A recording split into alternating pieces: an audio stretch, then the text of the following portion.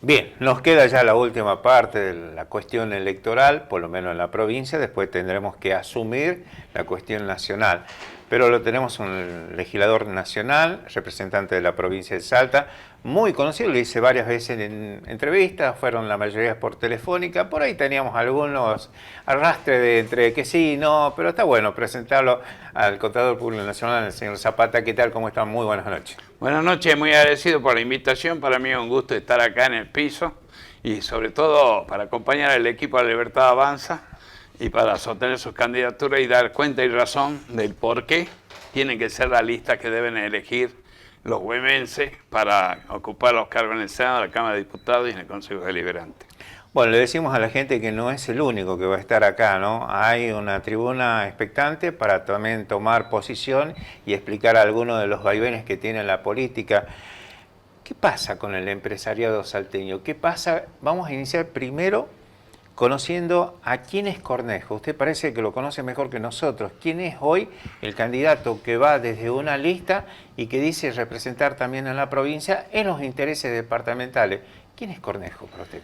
Cornejo es una persona que evidentemente tiene una reducida capacidad encefálica que no le ha permitido entender la problemática del sector tabacalero. Esta persona que se quiere mostrar como si fuese inteligente, algo que le huye sistemáticamente desde su cerebro, es uno de los responsables, quizás el máximo responsable de la ruina que está afrontando el sector tabacalero.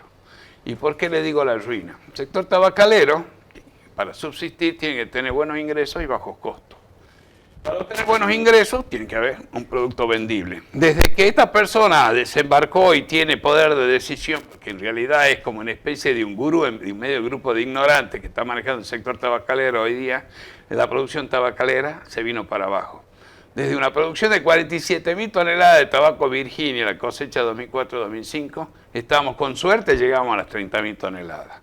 El precio acopio se ha negociado pésimo. Es la primera vez en la historia de la producción tabacalera, desde que yo tengo conocimiento, mire que son hace más de 40 años que estoy vinculado a la producción, donde no se ha podido consensuar un solo precio. Mientras Mazarín particulares pagan un 25%, las cooperativas un 35%. Se habla que van a pagar igual, pero a ver, el productor cuando comercializa su producto no sabe quién va a pagar más. Entonces, fueron beneficiados, están tocados por la varita mágica de una dirigencia aquellos que comercializaron la cooperativa y tienen que pagar el precio o tener sobre su espalda aquellos productores que han cumplido con una compañía como Mazarín particulares. La poca capacidad de la dirigencia ha sido un impedimento para poder negociar un precio uniforme para todos los productores, porque convengamos que la riqueza y la generación de riqueza a través de la producción tabacalera es un esfuerzo conjunto de todos los productores, que tiene que ser defendido por las entidades. ¿Por qué van para atrás los productores tabacaleros? Están cobrando menos fondo especial del tabaco, por la forma que tiene Salta de distribuir el fondo especial del tabaco, mientras los productores percibieron algo así, un poco más de 60, casi 70 pesos por kilo en el último pago, en la provincia de Jujuy cobraron casi 190 pesos. ¿Eso por qué? Porque en Salta, solo 1 de cada 3 pesos que viene del concepto de Fondo Especial de Tabaco va a parar directamente al productor. Los otros 2 pesos tienen una estación intermedia que son las entidades, le llaman entidades, una serie de creaciones que fueron concebidas para beneficiar al productor, pero ahora consisten o se han transformado en una carga para el productor. Han destruido la cooperativa de tabaco. ¿Y por qué lo digo esto? Porque yo fui funcionario, fui gerente financiero en la cooperativa de productores tabacaleros y fui la persona que negoció y logró el acuerdo con la firma Dimón por allá por el año 96, donde se llegó a un acuerdo en que para pagar una deuda había que un contrato, pero después de pagar la deuda consiguió y consistía en lo siguiente: la cooperativa copiaba los gastos de funcionamiento, lo que se llaman gastos fijos, sueldo, la luz, etcétera, se correspondían a un presupuesto que era aprobado por Dimón y Dimón mensualmente depositaba el importe de los gastos fijos. Cuando venía la época de cosecha, Dimón aportaba los fondos para comprar todo el tabaco que se había comprometido a comprar la cooperativa a sus productores, pagaba los gastos de procesamiento, se llevaba ese tabaco y le dejaba 10 centavos de dólar por cada kilo de tabaco y 5 centavos de dólar por cada kilo de palo que quedaba. La dirigencia está iluminada, en vez de buscar la prórroga indefinida, porque significaba la solución, el juguete tan deseado de todo productor. Digamos, ¿cómo le puedo decir? Es lo que uno quiere tener toda la vida, producir y tener todo vendido. En la cooperativa lo destruyeron, decidieron renunciar, denunciaron el contrato con Dimon y pasaron a tener problemas, y muchos problemas. ¿Y cuál es el problema principal? Que cerraron la planta de procesamiento. La planta de procesamiento se construyó con mucho esfuerzo en la Cooperativa de Productores Tabacaleros, con aportes del Fondo Especial de Tabaco. En su origen, eso era un predio. El Fondo Especial de Tabaco, la provincia lo administraba, que era el gobierno de Ulloa, que condonó esa deuda a condición de que todos los productores fuesen socios de la cooperativa. Pero la mayor deuda no eran los galpones, era la planta de proceso. En la planta de proceso, que la construyó una firma llamada Tecnimeter, que el centro de la máquina, la tecnología venía de Brasil, en la planta que fabricaba este tipo de maquinaria, Bernauer. Yo trabajé también en Tecnimeter en alguna época. Entonces, ¿eso qué nos permitió? En la campaña, yo me casé en el 95, en esa campaña, las compañías decidieron no abrir la puerta de acopio. Mazalín y Celasco y Nobleza Picardo no abrieron la puerta de acopio como forma de presionar en la negociación del precio. La cooperativa abrió, empezamos a pagar a cuenta un precio y los otros no abrían. ¿Cuándo nos cortábamos? Mi función era ser gerente financiero, o sea, conseguir los recursos para poder atender el pago del tabaco que íbamos acopiando. Lo corto ahí. ¿Quién lo elige a Cornejo para que defienda o para que por lo menos le dé cierta tranquilidad? Hoy están muy enojados en la Cámara de Tabaco de la provincia. Exactamente acá en Güemes hay sector que quien era su presidente decidió no se llama su presidente porque estaba Cornejo. Es decir, hay una cierta molestia, por no decir otra cosa, con Cornejo, con el doctor Cornejo. Ahora, ¿quién lo elige para que represente, haga esto, haga lo otro? Bien. ¿Y por qué afecta tan enormemente a la producción del tabaco? Porque es una persona que tiene excesiva dificultad en entender realmente cómo es el negocio tabacalero. La aparición de Cornejo en la Cámara de Tabaco se produce después de haber sido el año 2000. En el año 1999 hay una elección, en la última cosecha habían sido 1.900 toneladas de tabaco, se había venido a pique. Yo tenía una vinculación personal porque había sido gerente financiero en la presidencia de López Amat, el famoso chiquito López Amat en la cooperativa. Él gana la elección para presidente, lo sucede a Mingo Martín y me lleva a mí de gerente general. Ahí aparecía Cornejo junto con Paz Pose. Eran dos changos que se andaban chocando, pisándose los cordones. Nosotros le diríamos ahora que eran como los rebos, ¿ha visto eso que salían en la televisión? A los rebos andaban tonteando ahí, no hacían ningún tipo de acotación porque realmente no entendían el movimiento. Y desde el año 99 que asume López Amat hasta el 2004 que él fallece, la producción pasa de 19.000 toneladas a 47.000 toneladas. Ellos presenciaban todo el movimiento, pero no aprendieron nada, porque evidentemente tienen excesiva dificultad en entender las cosas. Se muere López Amat y se hace cargo, ¿quién? El Tuti Amat de la conducción de la Cámara de Tabaco, y lo empodera este Cornejo que aparece como, digamos, asesor estrella. En medio de ese asesoramiento corre a todo el personal técnico capacitado que podría sostener el buen funcionamiento, como Pedro Alonso, Eduardo Williams. Hay una fuga de cerebro y quedan los descerebrados. ¿Y qué hacen los descerebrados? Tratar de primero establecer un mecanismo para perpetuarse en el poder. Entonces establecen esta modalidad que es realmente prebendaria del pago del Fondo Especial de Tabaco por hectárea. El Fondo Especial de Tabaco llega a la provincia en función de la cantidad y calidad producida de tabaco por la provincia en el conjunto de la nación. Entonces, si eso entra a la provincia por determinados valores, o sea, el valor de la producción que se le llama, ¿por qué lo va a distribuir de otra manera? Al distribuir de otra manera, usted desincentiva la calidad y la cantidad por el rendimiento por hectárea e incentiva a través de una especie de plan social una cantidad fija por hectárea que se paga. Entonces, el productor deja de invertir para tener mejor calidad, o sea, potenciar la probabilidad de acceder a mercados más elevados, y se acható la producción, por eso de 47.000 bajamos a 30.000 y los rendimientos por hectárea también retrocedieron. Entonces, Pero lo peor es el daño que se ha hecho con el mal manejo de la cooperativa. Bajamos la producción, denunciamos el convenio, cerramos la planta de proceso. No se puede defender el precio de acopio si no podemos mantener o retener el producto con capacidad de proceso propio. ¿Qué hicieron ellos? Se entregaron a nuestro adversario, la mesa de negociaciones, que es Mazalín. Y hoy usted tiene Mazalín, ¿qué hace? Define el precio de acopio.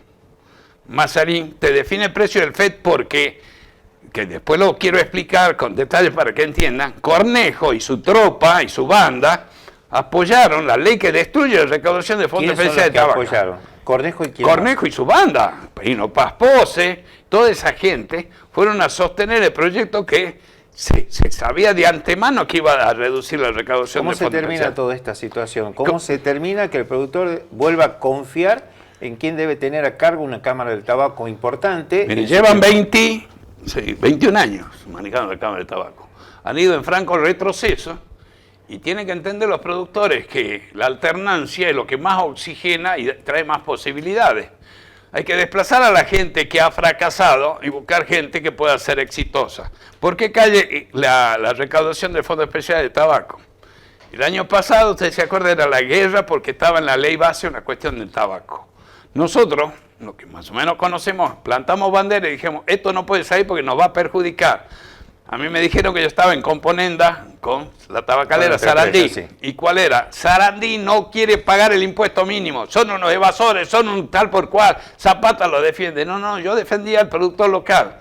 ¿Qué han hecho? Los que decían que Sarandí no quería pagar. Propiciaron una reforma para que no exista más el impuesto mínimo. Entonces decime, ¿qué defendés? Por un lado decís que está mal lo que hace el tipo porque no paga el impuesto mínimo, y tu contramedida, en vez de hacerlo cobrable o sacar cualquier tipo de objeción a ese impuesto, se lo derogás, o sea que se lo condonás. Y después se quejan de la evasión y sancionan dentro de la ley de tabaco la posibilidad de que el precio que vende el kiosco con respecto del precio que paga impuesto a la fábrica pueda tener una diferencia del 20%. Está autorizando un 20% de evasión. ¿Dónde se defiende al productor? Y como si esto fuera poco, los grandes socios, los apañadores de este personaje nefasto y destructor de la producción tabacalera, que se suponía que iban a aumentar 500 millones de dólares, usted se debe acordar, Sí. hablaba de $1 billón el gobernador. ¿Qué hicieron? Inmediatamente sacaron al mercado una marca de Marlboro Craft y Nobleza, el Lucky Craft, que lo bajaron a 1.200 pesos en el valor del lanzamiento de estos cigarrillos, cuando ellos tenían los precios de marquilla de las marcas insignias de 4.000 pesos. Luego bajaron las marcas insignias un 20% de 4.000 a 3.200. Entonces, díganme, si el Fondo Especial de Tabaco depende del precio de venta del cigarrillo, ¿por qué tiene que ser considerada buena la porquería que propició Cornejo de dejar de cobrar un impuesto mínimo que lo tenían que pagar todos y propiciar la baja del precio del tabaco? Eso significa que están cobrando menos. Ahora, en esto, no solo habla Cornejo de esta convención, habla el propio gobernador en una conferencia de prensa. Pero el gobernador, escúcheme, el gobernador en materia de tabaco tiene cabeza para que el cogote no termine en punta, no tiene la más pálida idea de lo que es el tabaco del gobernador. ¿Y quién lo asiste? Capaz que otro tipo de cosas sí conoce, pero tabaco no conoce.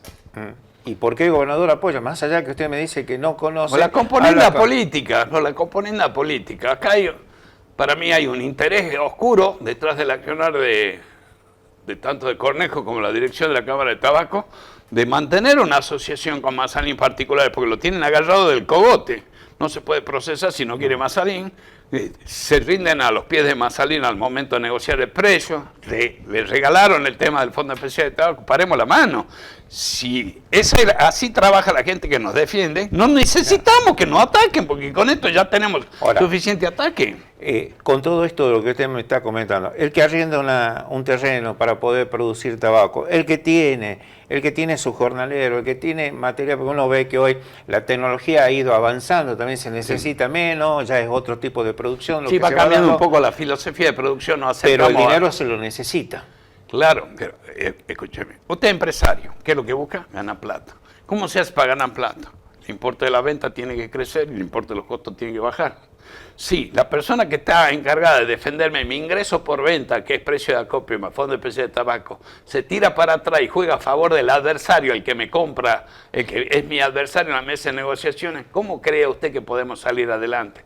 El éxito del gobierno de la Cámara de Tabaco de José Juan López Amat fue que todo lo que venía de fondo iba directamente al bolsillo del productor, no importa cómo, pero tenía el mejor administrador de su dinero es el productor. Por eso es que pasamos de 19.000 toneladas a 47.000 toneladas. Y después esto de las entidades en el medio, no, vamos a sacar un plan para que venga la mutual para comprarle gasoil para el productor, porque pobrecito el productor es tan pelotudo, porque tengo que decirlo así, que no es capaz de pelear un precio con la estación de servicio, con algún distribuidor mayorista de acuerdo al volumen, o que 3 o 4 productores puedan comprarse para comprar un equipo, o un semirremolque de gasoil, los 30.000 litros.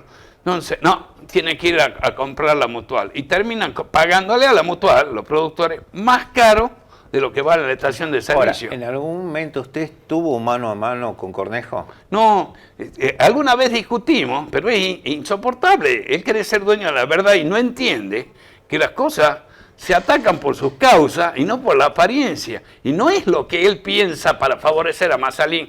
Si el objetivo de uno es defender al productor, defendamos primero al productor y en base a la línea de defensa, al mínimo que tenemos que llevar al productor, establezcamos las condiciones para negociar con Mazalín. Porque no se olvide que Mazalín existe porque hay productores.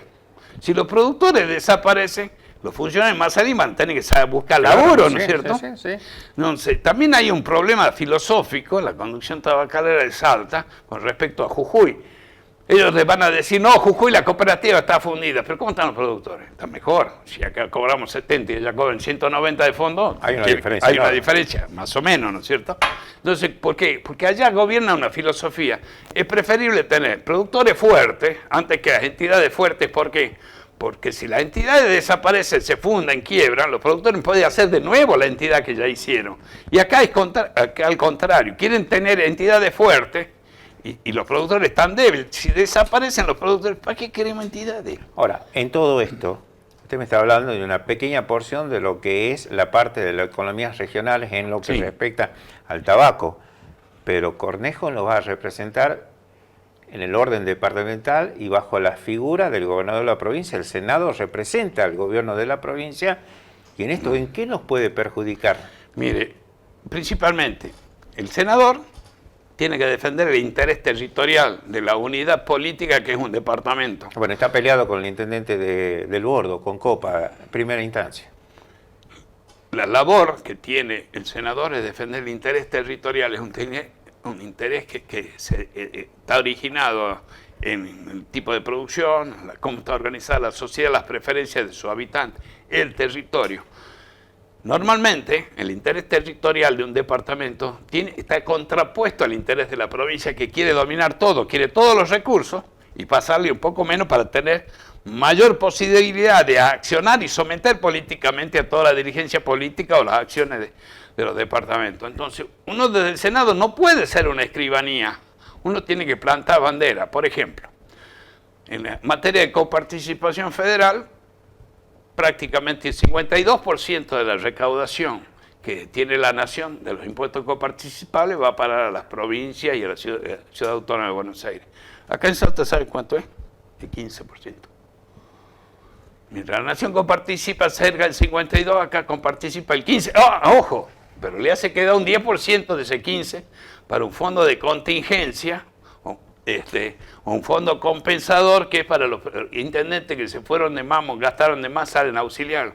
Escúcheme, los intendentes no pueden sancionar impuestos si no lo autoriza la legislatura. No pueden aumentar las tasas, tienen que prestar servicio.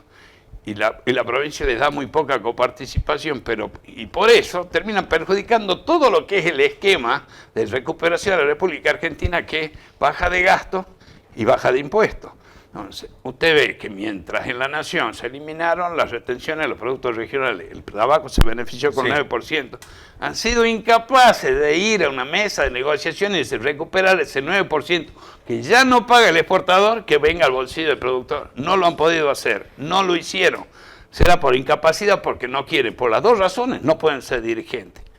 En segundo lugar, cuando usted va a defender el interés productivo del departamento, tiene que poner por adelante la posibilidad de viabilidad del interés productivo. Y si usted, a su vez, que tiene una cuestión de incompatibilidad, porque no se pueden representar intereses particulares ante el Estado conforme a la ley 7204, que es sancionada consecuencia de la Ley Nacional de Ética Pública, que es la 25.188. Una persona no puede gestionar intereses particulares. Acá tiene usted un senador que tiene intereses particulares del sector tabacalero. Ya hay una incompatibilidad. Pero en esa puja, ¿para dónde está terciando el senador? Para el gobernador de la provincia. Y los productores que se joroben. Entonces, nosotros estamos sufriendo. A mí me preocupa. Mi señora heredó un campo. Yo soy productor consorte, o sea, porque mi vínculo matrimonial me transforma en productor. Conozco la parte de la producción tabacalera, de la parte comercial, porque fui gerente en la cooperativa, de la parte gremial, fui gerente general de la Cámara de Tabaco, y con mi señora produjimos por administración y también a través de terceros. Yo no entiendo cómo puede ser que sea candidato de un departamento productivo como General Güemes una persona que ha destruido el sector tabacalero. Es una barbaridad. Y encima quiera presentarse como una gran persona. En medio de esta discusión, esta persona, cuya intelectualidad es bastante pobre, pero también su maldad es inversamente proporcional a su intelectualidad, me denunció a mí penalmente por una presunta vinculación con la tabacalera Sarandí. ¿Por qué? Porque yo no aceptaba lo de la ley base, porque iba a ser la ruina que están viviendo los productores hoy. Yo planteaba que se cobre a todos un impuesto mínimo, Masalín, a todo el mundo, y después un impuesto variable que a criterio de él, el órgano recaudador podría ser compensado, tomado como pago cuenta del otro impuesto. Por esa razón, él consideró de que yo era amigo de Sarandí, pero mi propuesta era justamente lo contrario de Sarandí. Al contrario, los que favorecieron a Sarandí, el proyecto que eliminó el impuesto mínimo, yo lo quería poner. Entonces me denunció penalmente, pero no contento con eso, consideró a través de su oscura y torcidamente de que estaría vinculado a una causa que se ventilaba en Comodoro Pi, en el juzgado del juez Rafeca.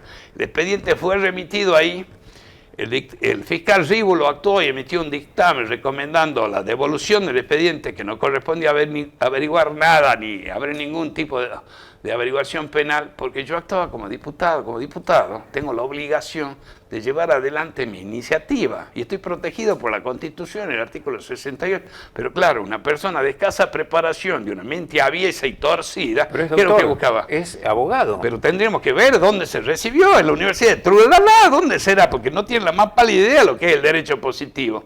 Y en definitiva, rechazó con un dictamen de como de 14 páginas al Ríbulo, que lo manda a estudiar, lo mismo hace Rafecas, vuelve acá, actúa la fiscal Salinas Odoricio de delitos económicos complejos, resuelve desestimar la denuncia, porque no había delito cometido de mi parte, pero sin embargo utilizó dinero de los tabacaleros para tratar de desprestigiarme, e inclusive me llegó a llamar este tipo Pulenta, el CEO de Masalina, a tratar de seducirme de que yo cambie mi posición al respecto, o sea, que apoye la ley, por lo cual yo hice un planteo y denuncié en la Cámara de Diputados a través de una cuestión de privilegio. O sea, armó todo un circo para apretarme para que yo cambie el voto. Yo conozco la actividad tabacalera. Lo presionó. Me quisieron presionar, por supuesto. Pero ¿sabe a dónde van a ir a presionar? Que vayan a la casa de su mamá, de su abuela y de sus demás antepasados. Pero acá es una cuestión de seriedad. Uno no puede resolver en contra de sus convicciones, por lo menos eso es lo que me pasa a mí. Yo estoy convencido de que la recuperación de la recaudación de fondos especiales de tabaco no pasaba por una ley que eliminase el impuesto mínimo. No, pasaba por una ley que garantizase que nadie pudiese eludir por inconstitucional el impuesto mínimo. No pasaba por una suba de 3% en la tasa, pasaba por una suba a los niveles que teníamos en el 2017, donde sí teníamos buena recaudación de fondos especiales de tabaco. Entonces la pregunta es, ¿el pueblo de Güemes va a votar a un senador que ha fundido el sector tabacalero, que ha conspirado permanentemente contra los intereses del sector tabacalero, o va a buscar el cambio y la línea que establece mi ley para la República Argentina, que ya está mostrando un camino de crecimiento? ¿Ustedes van a dejar al departamento de Güemes fuera del crecimiento que está impulsando el presidente Milei? Esa es la pregunta. Lo último que le pregunto, Cornejo tiene un apellido histórico. Sí. Porque tiene un ingenio que data de un tiempo mucho antes que la independencia del país. ¿Qué representa para usted el ingenio de Camposanto? Él no tiene ningún tipo de ingenio, pues no ha tenido ni siquiera la generación de una idea beneficiosa. Ingenio como industria, o sea, como establecimiento de procesamiento de azúcar, corresponde a sus antepasados. Lamentablemente, creo que llevan el fracaso empresario en el ADN. El padre era el administrador cuando quebró el ingenio y él está haciendo quebrar al sector tabacalero. ¿Por qué es importante hoy tenerlo a Albino López, que lo tenemos? Sí, y aparte quiero aclarar, con el tema este de los apellidos, sí. Acá en Salta hubo una persona muy lúcida que escribió un verso, se llamó Nicolás López Izasmendi, y escribió un verso que se llama Enredadera. Mucha parte del apellido, la prosapia, corresponde a la opería que caracteriza Salta. Y escribió un verso que empieza diciendo: Salta, poético vergel, por su clima tropical, ha sido siempre especial en producir OPA a granel. Ahí tiene el OPA. No ha fundido el sector tabacalero. ¿En dónde lo encontramos? ¿En qué biblioteca encontramos? Lo puede buscar googleando Oda al OPA de Salta, o lo publicó el Suri Borelli en el diario El Tribuno hace un tiempo. Yo lo conocí de boca de mi papá, porque Nicolás López era amigo de mi abuelo Nolasco, y tengo algunas otras piezas literarias. No, la vamos a dejar ahí, con una basta. Por ejemplo, hay una estrofa que habla del que limpiaba los pozos ciegos, que dice: hubo OPA de Salta auxilio que gran servicio prestaba, era el OPA que cazaba los tigres a domicilio. Bueno, con eso cerramos, porque, bueno, un poco dramatizar, ¿no? No son y poemas. Todo esto, ya que estamos hablando en verso, quiero cerrar con un verso dedicado al senador, de mi autoría. Bien. Y también, si quiere, le digo una aplicable del Martín Fierro.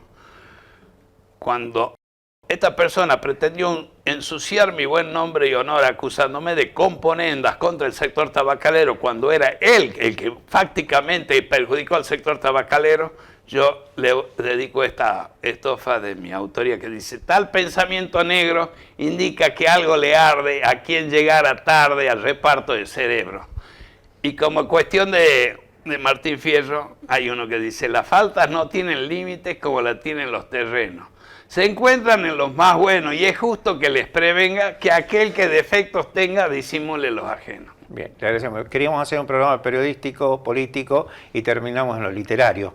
No importa. Hay de todo. Zapata, si quiere, seguimos. No, lo dejamos ahí por ahora. Ya habrá otra versión. Así que ya estamos con un poquito más de información sobre estas elecciones que quedan muy pocos días. No soy bueno para lo poético, así que no vamos a hacer ningún verso.